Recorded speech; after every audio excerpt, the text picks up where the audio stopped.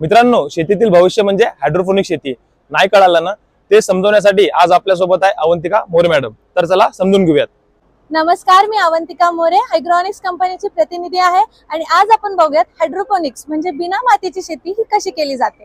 मी जसं म्हटलं, हायड्रोपोनिक्स म्हणजे बिना मातीची शेती.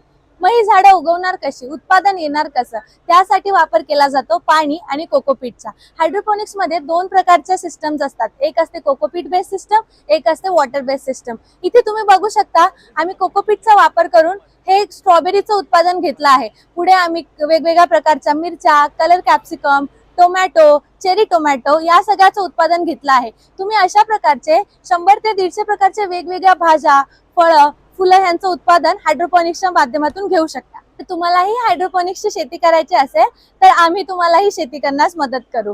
हायग्रॉनिक्स तुम्हालाही शेती करण्यास कशी मदत करेल हे मी तुम्हाला सांगते.